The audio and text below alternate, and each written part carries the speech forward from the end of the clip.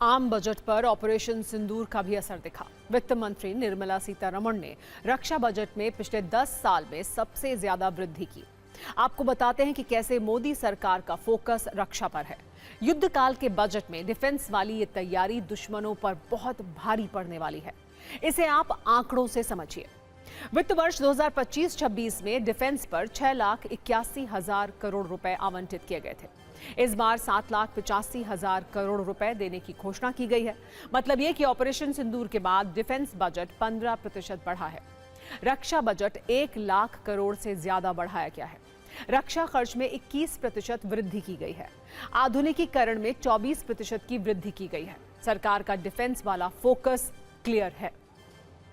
Capital expenditure यानी हथियार खरीद के बजट में 22% की बढ़त की गई है। खास बात यह है कि इस बार तीनों सेनाओं के लिए कैपिटल एक्सपेंडिचर 2.19 लाख करोड़ रुपए रखा गया है, जो पिछले साल से 21.84% ज्यादा है। पिछले साल ये 1.80 लाख करोड़ रुपए था। इस बजट के ज्यादातर हिस्से का इस्तेमाल हथियार खरीद और मॉडर्नाइजेशन पर होता है। बजट में भारतीय सेनाओं के लिए एक ऐसा रक्षा कवच तैयार किया गया है जिसकी धमक पूरी दुनिया में है। इस साल का रक्षा आवंटन केवल एक वित्तीय दस्तावेज नहीं है, बल्कि इसमें 3 चीजों पर फोकस है: राष्ट्रीय सुरक्षा, आधुनिकीकरण और आत्मनिर्भर भारत पर जोर दिया गया है। आधुनिक युद्ध अब केवल संख्या बल पर नहीं, बल्कि तकनीक और एडवांस्ड वेपन्स पर लड़े जाते हैं।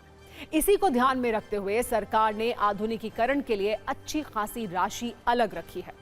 आपको बता दें कि रक्षा मंत्रालय इस वर्ष कई बड़े रक्षा सौदों को अंतिम रूप देने की तैयारी में है। इस बजट का एक बड़ा हिस्सा कई महत्वपूर्ण प्रोजेक्ट्स पर खर्च हो सकता है, जिसमें राफेल फाइटर जेट्स, नौसेना के लिए अत्याधुनिक सबमरीन प्रोजेक्ट्स, ड्रोन तकनीक और घातक ड्रोन की खरीद शामिल है। आपको डिफेंस बजट का पूरा ब्रेकअप बताते हैं, जिसके बाद ये समझ पाएंगे कि सरकार का मुख्य फोकस कहां है। जैसा कि हम चर्चा कर रहे हैं, इस बार का कुल रक्षा बजट 7,84,678 करोड़ रुपए का है, जिसमें सैलरी, रखरखाव और ऑपरेशनल खर्च 3,65,000 करोड़ रुपए है।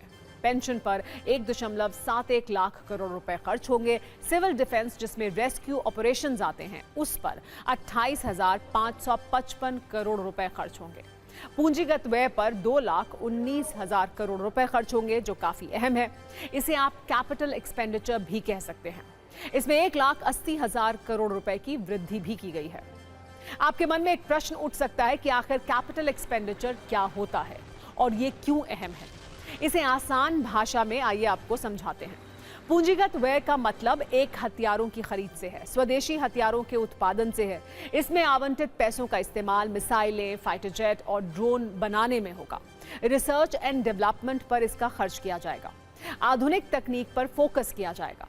आपको ये भी बता दें कि विमान और एरो इंजन पर 63,733 करोड़ रुपए खर्च होंगे, जबकि नौसेना बेड़े पर 25,023 करोड़ रुपए खर्च करने की तैयारी है। भारत के इस डिफेंस बजट से पाकिस्तान तड़प रहा है। वहां गली गली इसकी चर्चा हो रही है। ऑपरेशन सिंदूर में वैसे ही भारत के स्वदेशी हथियारों में पाकिस्तान ने भारी तबाही देखी थी। अब पाकिस्तान को नया डर सता रहा है। डिफेंस बजट पर राजनीति भी हो रही है। कांग्रेस नेताओं का कहना है कि यूपीए सरकार की तुलना में मोदी सरकार डिफेंस बजट पर कम खर्च कर रही है। आप सुनिए कैसे डिफेंस बजट पर सियासी दंगल हो रहा है। सरकार की ओर से कहा जा रहा है कि जब से एनडीए सरकार आई है, मोदी सरकार आई है, डिफेंस के सेक्टर में यूपीए सरकार ने बहुत कम बजट रखा था। तमाम चीज़ों को ठीक तरीके से उतना मेहनत नहीं की, उतनी कोशिश नहीं की। लेकिन जब से मोदी सरकार आई है, उसने डिफेंस सेक्टर में काफ़ी बढ़ोतरी करी है, इंक्रीजमेंट किया है बजट में, और डिफेंस सेक्टर को पहले से बहुत मजबूत कर दिया है। क्या आपको भी ऐसा लगता है?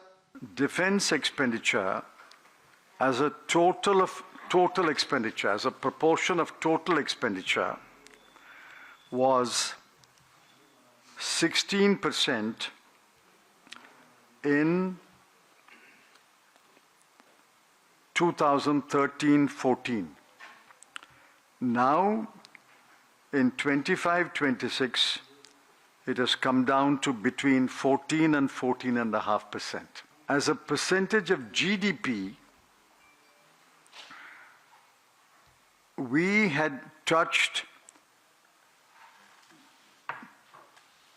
2.25% or 2.3% in 2013-14.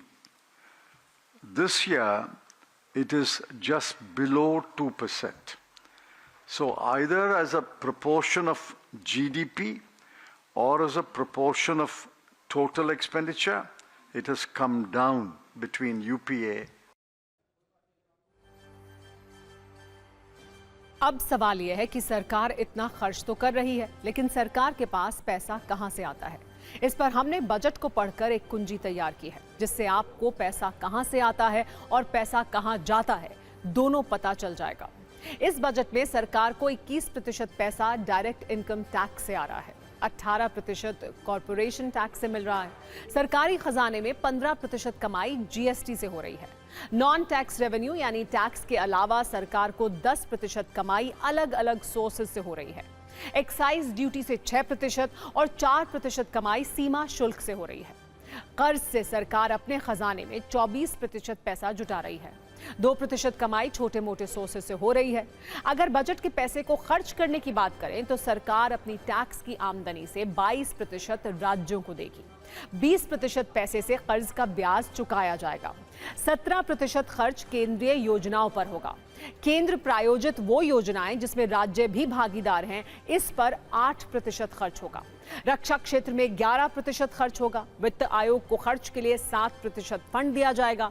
सब्सिडी पर 6%, पेंशन पर 2% और दूसरे खर्चों के लिए 7% पैसा दिया जाएगा। पिछले वर्ष सरकार ने इनकम टैक्स में भारी छूट दी थी और जीएसटी में भी कमी की थी। बावजूद इसके सरकार का बजट करीब 7% बढ़ा है, जिसकी वजह से सरकार ने अलग अलग सेक्टर्स की फंडिंग को बढ़ाया है। वित्त मंत्री निर्मला सीतारमण ने वित्त वर्ष 2026-27 के लिए कैपेक्स यानी इंफ्रास्ट्रक्चर पर होने वाले खर्च को बढ़ाकर 12.2 लाख करोड़ रुपए कर दिया है। सरकार ने देश में 7 नए हाई स्पीड रेलवे कॉरिडोर बनाने का ऐलान किया है। ये कॉरिडोर देश के बड़े आर्थिक और आईटी हब को जोड़ेंगे। रेलवे के लिए 2.78 लाख करोड़ रुपए का ऐलान हुआ है। ये अब तक का सबसे ज्यादा है। इसमें नए रेलवे ट्रैक बिछाने, वंदे भारत जैसी ट्रेन चलाने और यात्री सुविधा को बढ़ाने पर फोकस है। परिवहन और सड़क निर्माण के लिए 3.09 लाख करोड़ रुपए दिए गए हैं। ये पिछले वर्ष के मुकाबले 8% ज्यादा है। पिछले वर्ष इसके लिए 2.87 लाख करोड़ रुपए दिए गए थे। यानी देश में बनने वाले हाईवेज की संख्या अब और बढ़ने वाली है। इस बजट में सरकार डिजिटल इंफ्रास्ट्रक्चर पर भी फोकस बढ़ा रही है। इसके लिए एआई डेटा सेंटर 2047 तक टैक्स फ्री होंगे। इससे बड़े पैमाने पर विदेशी निवेश के भारत आने की संभावना है। This is the first budget prepared in Kartavya Bhavan. We are inspired by 3 Kartavya. Our first Kartavya is to accelerate and sustain economic growth by enhancing productivity and competitiveness. Our second Kartavya is to fulfill aspirations of our people and build their capacity, making them strong partners in India's path to prosperity. Our third Kartavya, aligned with our vision of Sabka Saath, Sabka Vikas, is to ensure that every family, community, region, and sector has access to resources, amenities, and opportunities for meaningful participation.